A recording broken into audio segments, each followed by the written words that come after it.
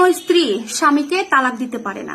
স্ত্রী যদি হাজারবার তালাক তালাক তালাক তালাক করেও যায় তারপরেও স্বামীর তালাক হবে না। অথচ আজকালকার যুগে কি হচ্ছে, অধিকাংশ নারী স্বামীকে তালাক দিয়ে অন্য একটা পরপুরুষের সাথে সম্পর্ক করে বিয়ে করে নিচ্ছে। যতটা পুরুষ তার স্ত্রীকে তালাক দেয় তার থেকে আরো অনেক গুণ বেশি এখন মেয়েরা তাদের স্বামীকে তালাক দিচ্ছে। আর এটার জন্য মেইন দোষ কার বলেন তো? আমার মনে হয় এই যে ঘটনাগুলো ঘটতেছে এই ঘটনার পেছনে মেইন দোষটা হচ্ছে আমাদের দেশের, আমাদের সমাজের কিছু অশিক্ষিত কাজী। তাদের মধ্যে ন্যূনতম শরীয়তের কোনো মাসালা বা কোনো শরীয়তের জ্ঞান তাদের মধ্যে নাই। এরা ঘুষ দিয়ে চাকরি নিয়েছে, হালালকে হারাম বানায় আর হারামকে হালাল বানায়। বেশি কিছু না, সামান্য কিছু টাকা তাদেরকে হাতে ধরাই দিবেন, দেখবেন যে হারাম কাজটাকে তারা হালাল বলে চালাই দিচ্ছে। ঠিক এই কারণে এইভাবে আমাদের সমাজে হাজার হাজার অবৈধ সন্তান জন্ম হচ্ছে। কারণ একটা স্ত্রী যদি কোনো কারণে তার স্বামীকে তালাক দিতে যায়, তালাক দেয়, কোনো দিন কোনোভাবে তার তালাক হবে না। মেয়েরা তাদের স্বামীকে তালাক দিয়ে অন্য পুরুষকে বিয়ে করে নিচ্ছে।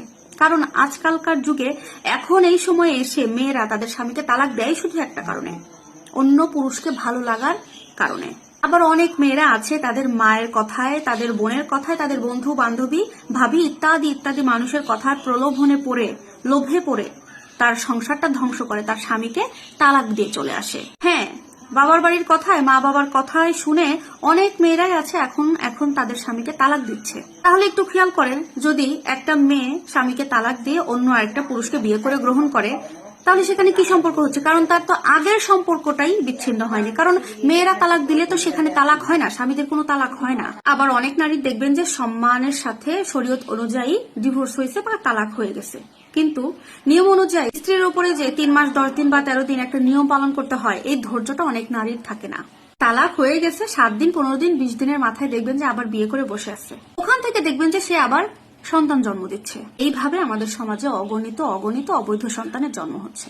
এই ধরনের মেয়েদেরকে আপনি যে ইসলামের কথা বলেন, দেখবেন যে তাদের মাথায় আগুন ধরে গেছে। কারণ তাদের এই ধরনের সত্য কথা পছন্দ হবে না, তারা পছন্দ করবে না এই কথা। হ্যাঁ, এখন বলতে পারেন তো ইসলামে তো আছে যে মেয়েরা তালাক দিলে সে ডিভোর্সটা হবে। হ্যাঁ হবে, সেটা কোথায়? যেখানে আপনার স্বামী আপনার ভরণ পোষণ দিতে পারছে না। অনেক স্বামী আছে নেশাগ্রস্ত, সে নিজে এমন ভাবে পড়ে থাকে, স্ত্রী সন্তান কারোর কোনো দায় দায়িত্ব নেয় না। অনেক স্বামীরাই আছে ভরণ পোষণ ঠিকঠাক ভাবে পালন করে না, স্ত্রীর প্রতি হক আদায় করে না। সেক্ষেত্রে যদি বলে যে তুমি যদি এরকম করে যেতে চাও তাহলে তুমি এখান থেকে চলে যেতে পারো, সেক্ষেত্রে ডিভোর্সটা কার্যকরী হবে। কিন্তু আপনি যদি অন্য পুরুষের সাথে প্রেম করে সম্পর্ক করে বিয়ে করার উদ্দেশ্যে আপনি আপনার স্বামীকে তালাক দিয়ে চলে যেতে চান, সেই তালাকটা গ্রহণযোগ্য নয়। সুতরাং তালাক গ্রহণ করার ক্ষমতা স্ত্রীদের আছে, কিন্তু তালাক দেওয়ার ক্ষমতা স্ত্রীদের নাই। অথচ আমাদের সমাজে আমরা নিজেদের আইন নিজেরা তৈরি করে স্ত্রীরা স্বামীদেরকে ডিভোর্স দিয়ে যত তাড়াতাড়ি সম্ভব আরেকটা পুরুষের সাথে বিয়ে করে সংসার শুরু করে দিচ্ছে সব। তাই বলবো, ইসলামের নিয়ম অনুযায়ী, ইসলামের শরীয়ত অনুযায়ী নিজেদের জীবন পরিচালনা করুন, দেখবেন আপনাদের জীবন আল্লাহর রহমতে সুন্দর হবে ইনশাআল্লাহ।